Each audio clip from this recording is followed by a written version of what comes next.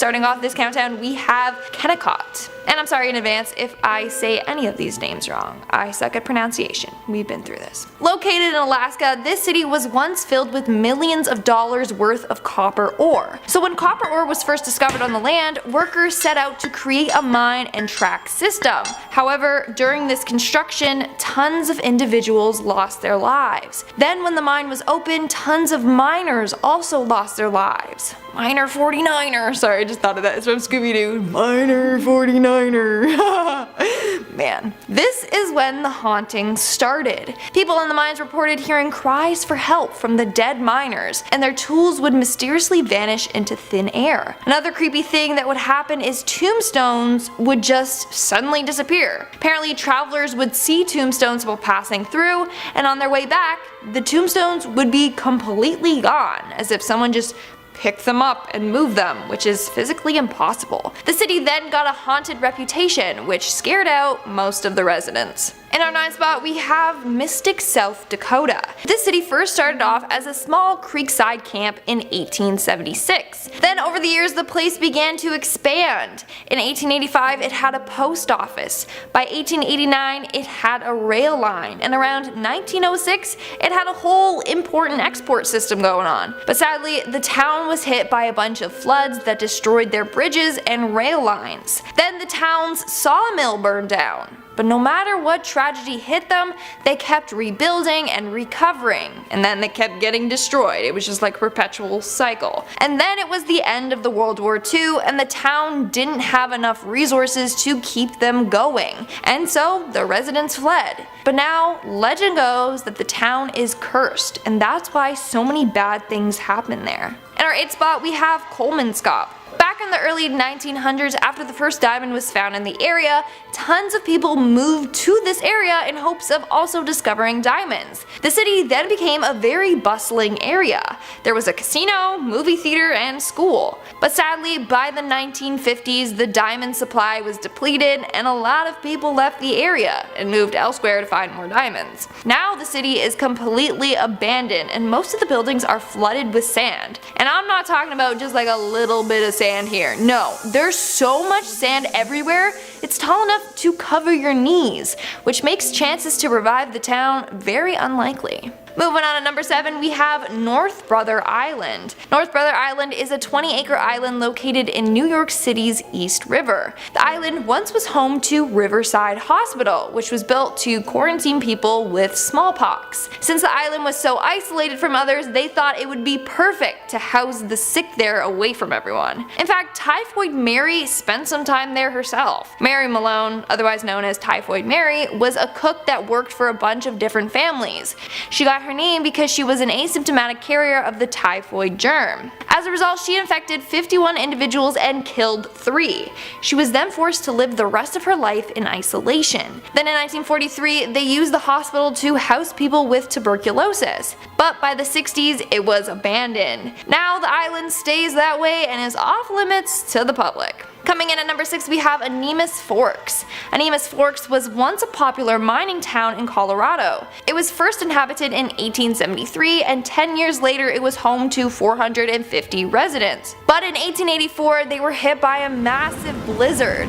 The blizzard lasted 23 days and dumped 25 feet of snow on the town. In order to escape, the residents had to dig tunnels in the snow, and many people didn't want to return after that. By 1910, the last of the residents left the town after the last mine was closed. By the 1920s, it was considered a complete ghost town. We are now at our 5th and halfway mark with Ballestrino. This Italian town used to be known for its beautiful structures and buildings. Now they are sadly dilapidated and destroyed. During the 1860s, several earthquakes destroyed the buildings and scared off half of the residents. Then in 1953, the rest of the population was evacuated due to a series of earthquakes and landslides. Of course, because of this, the buildings are now cracked, they have collapsed walls, and they're too dangerous to enter. But oddly enough, one building and one building only still manages to remain in perfect condition, and that's the castle located at the top of a hill.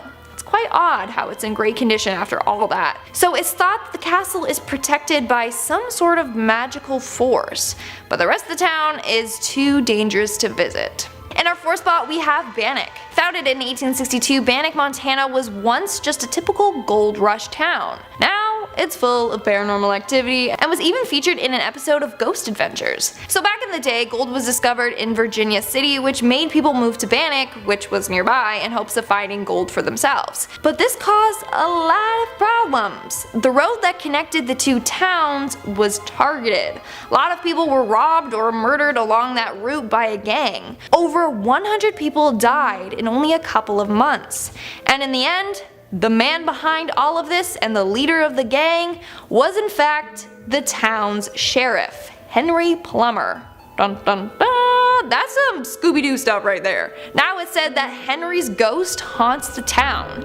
So unless you want to be greeted by a ghost of a corrupt sheriff, don't go there. He's not a friendly ghost. Coming in at number 3 we have Virginia City. So like I just mentioned, Virginia City was known as a gold mining town, and a lot of people were killed over this gold. In fact, because the city was so small, they didn't have enough law enforcement or even a justice system. So murders were kind of the norm there.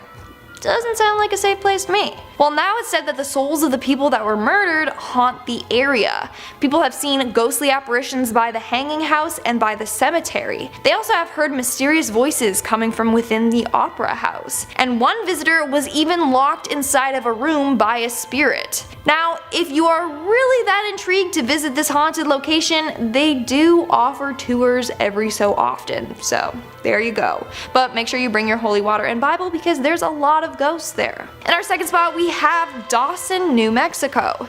This city has a very tragic past. So in 1906, Dawson's mines were purchased by the Phelps Dodge Corporation. But on October 22nd, 1913, an explosion occurred in the mine and around 263 miners were killed. Then on February 8th, 1923, another explosion occurred. 123 miners were killed in this explosion. In 1950, that's when the mines were finally shut down. Now to this day, one of the things that still remains in Dawson is a pile of white crosses. Those represent all the lives that were lost there. And of course, whenever a big tragedy occurs, the place is usually haunted right after. And this is true.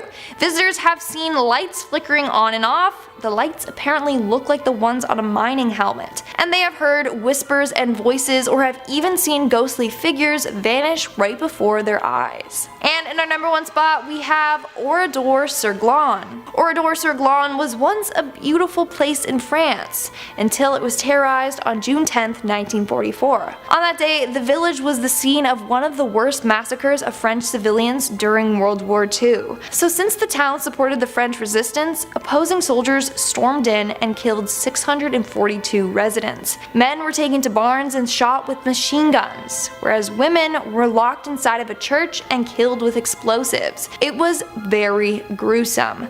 On top of that, they burnt down most of the houses. The entire town was destroyed and there were very little survivors. All that's left are burnt down ruins, bricks, rubble, charred storefronts, and rusted cars and bicycles. It's quite a disturbing sight, especially knowing the horrors that took place. Amid the Nazi invasion of France in the Second World War, the village of Ordore Saglane was the subject of a bloody massacre. On June 10, 1944, SS soldiers destroyed the village, killing 642 of its inhabitants. Now there was one sole survivor of the attack and 20 escapees. The SS rounded up the men and shot them in a barn whilst they burnt the women and children alive in a church. Then French President Charles de Gaulle ordered that the village remain intact as a memorial to those who lost their lives. Tourists can now visit the remains of the town. In at number 2 we have Spinolonga in Crete. Spinolonga is a Greek island off the coast of Crete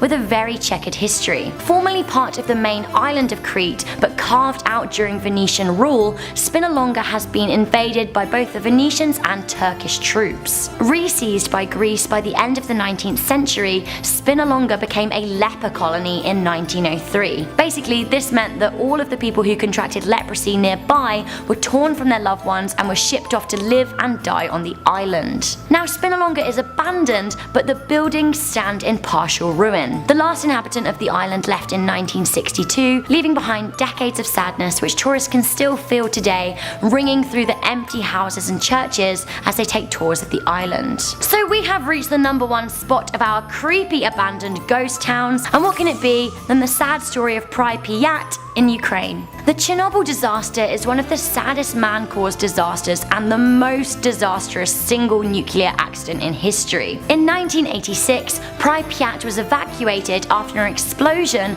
and a fire in a nuclear power plant released large quantities of radioactive particles into the atmosphere. So it's really not that possible to venture here, as the risk of radiation is still very high. With a prior population of almost 50,000, Pripyat was evacuated in a day. Now this left hospitals, railways, homes, restaurants, shops and amusement parks in total abandonment. Now 30 years on from the disaster, the elements have started to claim the buildings, with grass and trees growing through them. This radiation-ravaged city looks set to stand as a sad reminder of the disaster that ultimately claimed over 4,000 lives. At number 10 we have Salem, Massachusetts, USA. A town revered by the occult and has a dark enough history to make any horror fan squeal with glee. Salem, Massachusetts was the home of the 1692 Salem witch trials. This is where a massive witch hunt led to the hanging of 19 people who were falsely accused of using witchcraft. There are several spots around the town that give off an extremely creepy vibe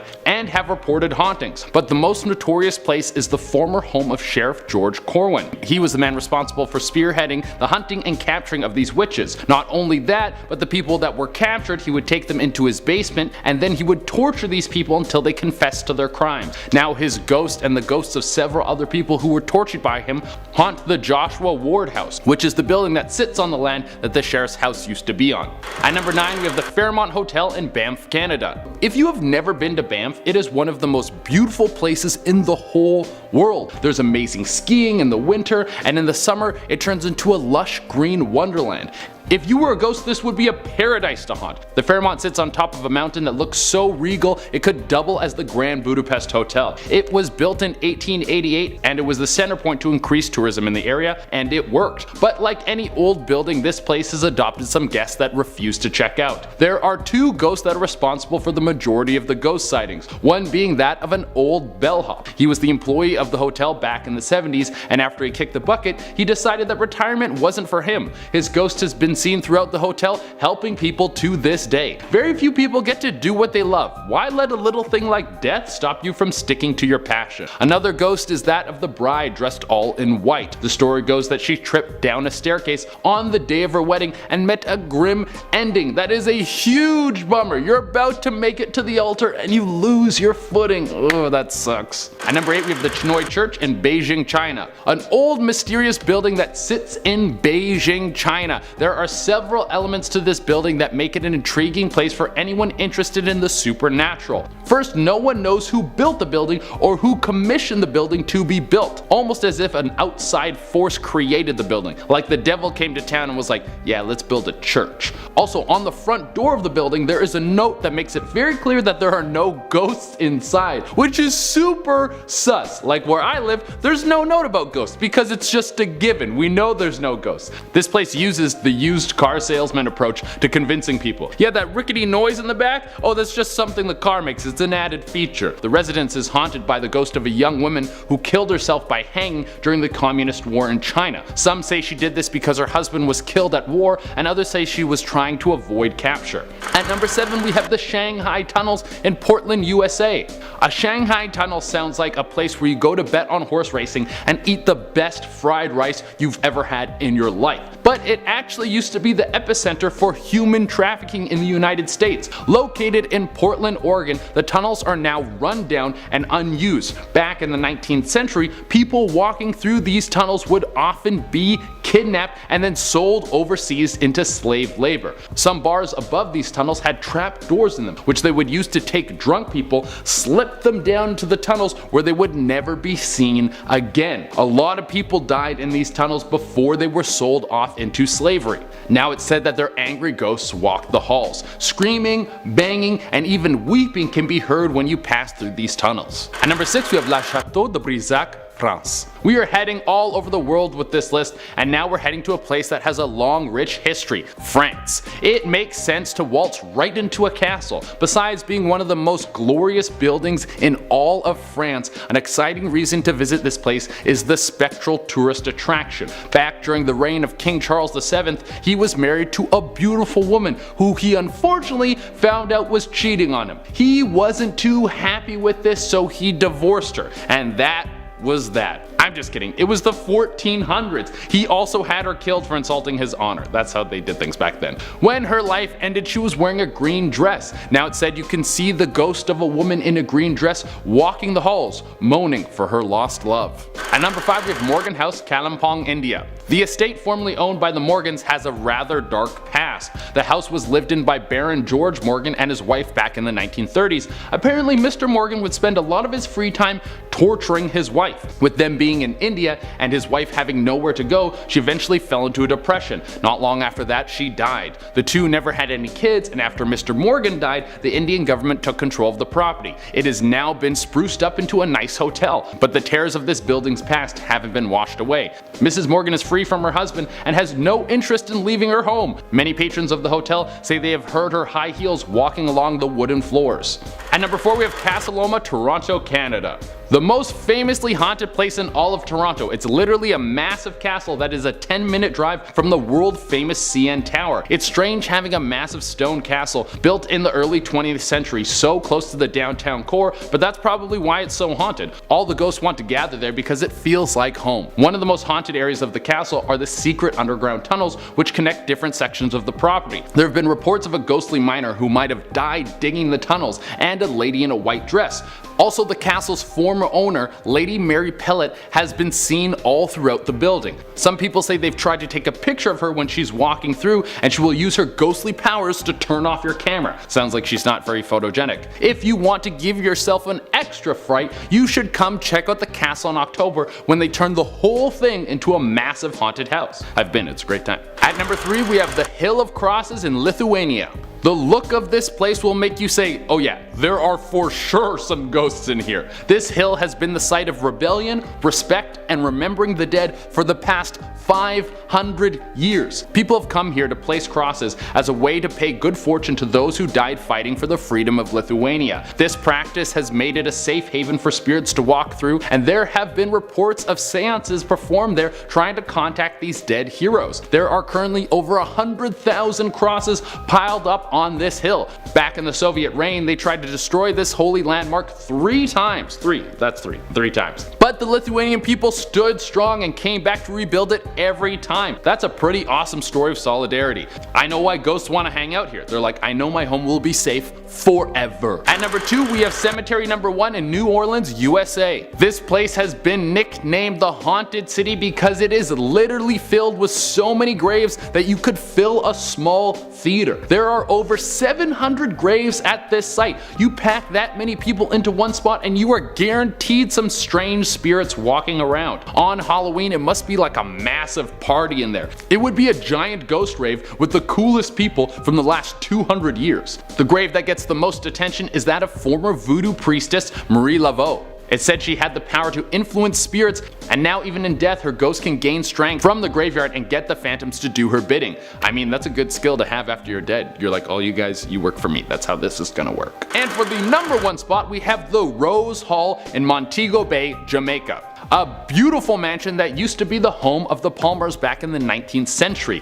The two were a loving couple, or that's what the public thought. Mr. Palmer died one day of suspicious causes, but foul play was inconclusive. Annie Palmer took control of the property, and people weren't too suspicious until her 2 following husbands and her parents died, all without warning. Now things are getting a little suspicious. The urban legend of Annie Palmer is that she was a witch and she would use dark magic to kill her victims. It's said that her evil spirit still inhabits the Rose Hall. A witch ghost sounds pretty serious, especially one that has killed people. That's not something you want to disturb for your own entertainment, right? Well, you totally can. You can take tours of the building which highlight all the legends surrounding the Witch of the Rose Hall. And if you really want to bring some bad mojo into your life, you can take part in a seance to communicate with the spirit of Annie Palmer. I think the ghost of a murderous witch isn't something I would want to hang out with. Alright, coming in at number 10, we have Pompeii. Pompeii is such a sad tale. As many of you are likely to know from history class, Pompeii was an ancient city near modern-day Naples in the Campania region of Italy. The issue with Pompeii that it was built at the base of Mount Vesuvius, a volcano that spilled her fury in 79 AD.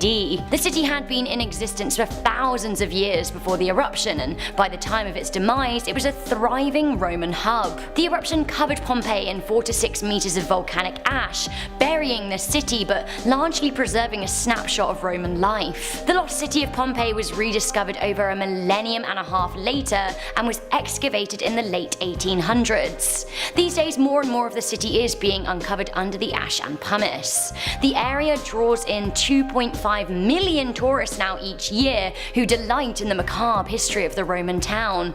Indeed, it is possible to see ash-covered corpses of bodies nearly 2,000 years old. Coming in at number 9, gone overnight, we have Chaohu. With a simple flick of an administrative wrist, the Chinese city of Chaohu disappeared overnight, which is pretty worrying. Can China just cancel cities these days? It seems so. Chaohu was a city of 4 million people and was known for housing a Han Dynasty tomb and a large freshwater lake. It seems that the Chinese government is pretty obsessed with economic statuses and statistics, and the reason that the city was effectively deleted was to adjust its borders, giving land to nearby cities to make them seem more profitable, which actually sounds kinda crazy, right? The worrying thing is though, is that there was absolutely no public consultation or official notice, and residents were only aware when they were told that they were living in new parts of old cities.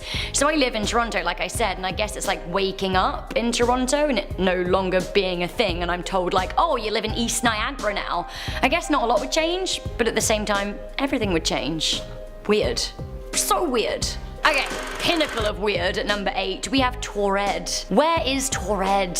Is it a place or does it exist beyond our universe? We have talked a little bit about the man from Taured on Most Amazing a few times, but now I want to talk more about the country itself. But first, let me recap. In 1954, a man was detained at the Japanese border in Haneda. This is in Japan, and he arrived on a plane from Europe. The man was affronted at the border control officer's questions. He claimed that he was on his third business trip to Japan that year. When he was searched, he had a wallet filled with a mixture of currencies, seeming to verify his business traveler status.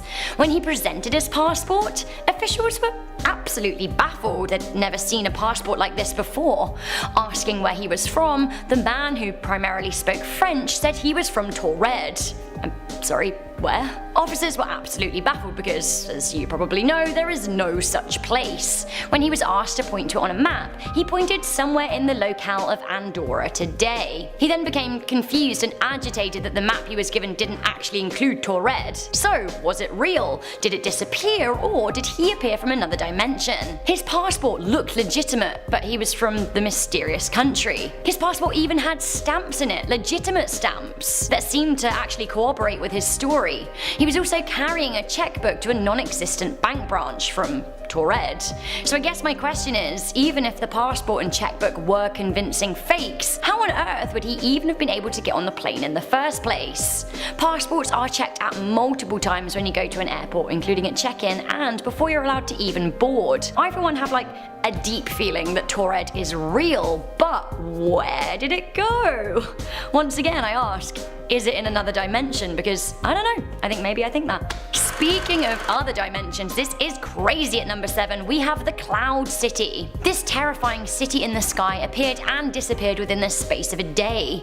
Chinese media went wild when thousands of residents who live in 2 different cities in the country spotted what looked like a huge floating city in the sky. Have a look and tell me what you think, like what on earth could that even be? The phenomenon was described as being a a ghost city by onlookers who saw skyscrapers in the clouds. To me, I'm thinking this is another sign of a parallel universe or something. The phenomenon occurred in both Guangdong and Jiangxi, with some believing it was an alien city. The images were caught on camera for the world to see, so I have to say, what on earth or above earth is going on? Even though it looks like a city in the clouds to you and me, apparently it's an optical illusion called Fata Morgana, which is a natural mirage. That being said, hundreds of people saw this disappearing cloud city, which to me makes me think that actually there might be more to it than simple mirage. A reappearing city up next, we have Villa Epicurean. Oh my goodness, wait until you see pictures from Villa Epicurean. Villa Epicurean was a tourist resort near Buenos Aires in Argentina,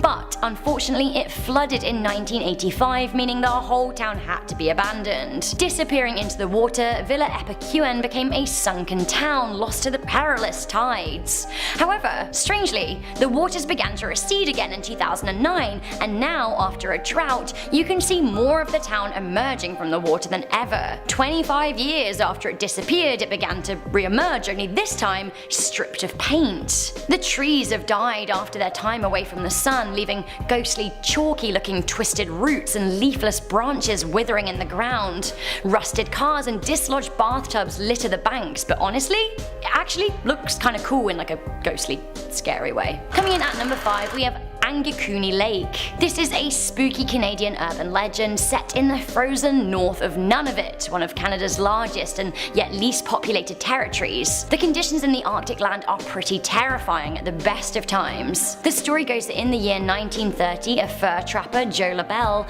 needed to take shelter from a storm, so he decided to trek to a close-by Inuit village that he said he knew well. He'd been a few times in the past and called out a greeting ahead of his arrival, which was weirdly met with no response. When he arrived in the village, he found that its entire population had vanished. Stranger still, it appeared that inside the houses, food was still kept in stocks, and there were even some half-eaten meals on tables. It was as if everyone had fled at a moment's notice. LaBelle reported the incident to the Royal Canadian Mounted Police. Now, after months of investigation, they never found much of a trace of the residents. These days, the village can't be found at all, which has led many people to think that it simply never existed. Coming into number 4, we have Ashley. The story goes that in August 1952, the small town of Ashley in Kansas, USA, disappeared following a magnitude 7.9 on the Richter scale earthquake. The earthquake was said to have taken place at 3:28 AM, meaning the town's 679 residents were all in bed. The epicenter of the earthquake was none other than Ashley Town Center. Now, the urban legend says that when state law enforcement arrived at what should have been the outskirts of the farming community, they found a smoldering, burning crack in the earth measuring 100 yards in length and approximately 500 yards in width. Back in the day when we did things in yards. The depth of the hole was never determined. Many people think that the story of the disappeared town is none other than a creepypasta. Others say that there was indeed an earthquake on record in Kansas and that the town was lost, being too small to be on any maps in the first place. Honestly, I'm not sure. Coming into number 3, we have the story of Hor Verde. This is a Brazilian ghost story. Or are the legends of the disappearance of Hor Verde real? The story goes that in 1923, a group of explorers came by the village of Hor Verde in the Brazilian jungle, supposedly a town of just 600 people. It seems that the explorers were shocked to find the town utterly deserted. They looked in houses and found things in a state of sudden disarray, chairs knocked over, food still on tables, clothes still in cupboards, cars still in driveways. According to the story, police were called to the town and they found a cryptic clue. It seems that one of the townsfolk had left behind a gun that, on examination, seemed to have recently been fired. Aside the gun, there was a mysterious message that read, "There is no salvation." Some people think that the town was abandoned in order to avoid conflict with guerrilla militias, which were a problem at the time. Others think that the disappearance had something to do with religion. To this day, nobody knows. Coming into number 2, we have the crazy story of the town on fire. Did you know that there is a legitimate abandoned town in Pennsylvania that is not only empty, but has been on fire for decades? Centralia was a thriving mining town in Columbia County with a population of a few thousand. These These days, just 7 remain, clinging on to their doomed homes. It seems that all was well in Centralia for a very long time. It had been an active mine since the mid-1800s. Unfortunately, since 1962, it has been burning from the inside. It is suspected that the fire started from deliberate trash burning and could well keep burning for a further 250 years, which is absolutely insane. The residents first noticed the fire when smoke began billowing from the ground, accompanied by a foul smell of burning trash. Not only that, carbon monoxide was detected seeping from the ground. With temperatures hotter than the planet Mercury, it was decided that it was too dangerous to even try putting out the flames, and as a result, the town was evacuated slowly. But many people remained living there until 1981. That was when a 12-year-old boy fell into a sinkhole that suddenly opened up in his backyard. He survived by clinging onto a tree root, but from the hole came a plume of hot steam found to contain poisonous gas. That was it for the rest of the town. These days the town is deserted save from 7 people who just won't leave, but once again, that fire still burns. Okay, are you ready for the saddest story that you'll hear today? Coming into number 1, we have Ordore Saglane. This town was eradicated in one day at the merciless hands of the Nazis. During the German invasion of France in the Second World War, the village of Ordore Saglane was the subject of a bloody massacre. On June 10, 1944, SS soldiers destroyed the village, killing 642 of its inhabitants. There was one sole survivor of the attack and 20 escapees. Now the SS invaded and rounded up men and shot them at point blank range in the barn, which actually may have been a better fate than that awarded to the women and children. They were rounded up into a church that was then set on fire by the German soldiers. You can imagine how that ended. Former French President Charles de Gaulle ordered that the town remain untouched as a memorial to those who lost their lives there. Cars lay in ruins, buildings are crumbling, and shops contain what was left of their stocks after the village was ransacked. Tourists can now visit the town remains and nearby memorial centre. I'd actually love to go and pay my respects. It sounds creepy, but honestly historically really cool. I'd better watch out though, because the ransacked town is said to be haunted, and like, of course it is.